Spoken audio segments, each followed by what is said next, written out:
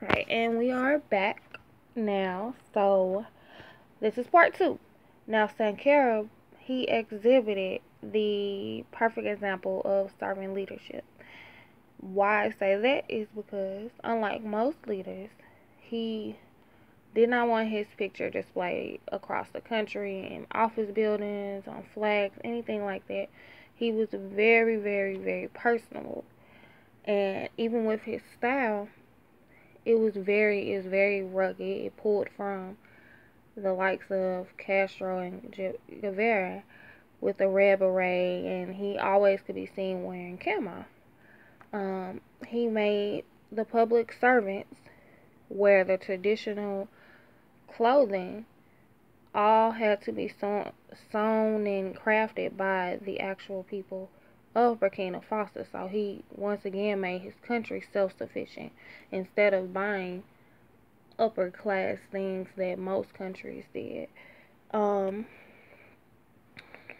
he sold the entire government fleet of Mercedes and made them downgrade to, it's called the Renault 5, which is the cheapest car that at that time in Burkina Faso, and reduced all the salaries of public servants, and they had to pay 1 month's salary to public projects, be it roads, schools, or whatever.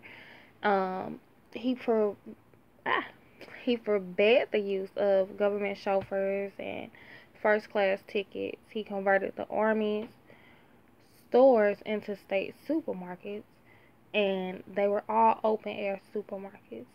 Um, One thing that threw me off, because everybody knows Africa can be very, very hot, he did not allow air conditioning in the government buildings. He felt that that was something that the government should not have if his people did not have.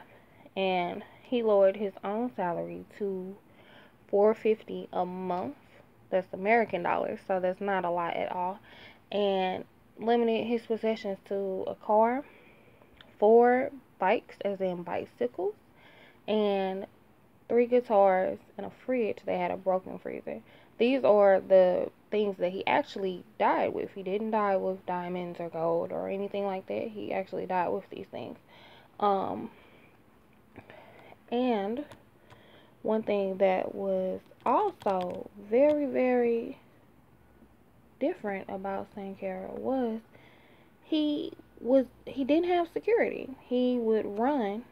He promoted fitness, so he would run, and he would run through the town, and he would only have his own pistol on his side. He did not have security. He didn't have the whole armed forces or anything.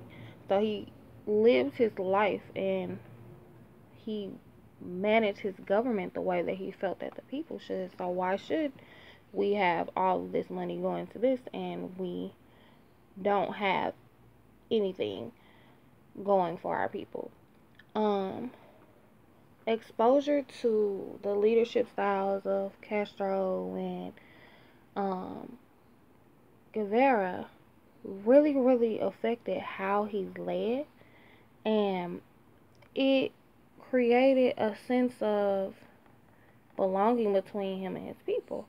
He actually is still, even though he passed in 87, he still is remembered to this day, not only for the naming of the country, but they have pictures of him sewn onto the berets of the people that are resisting um, the government as of now.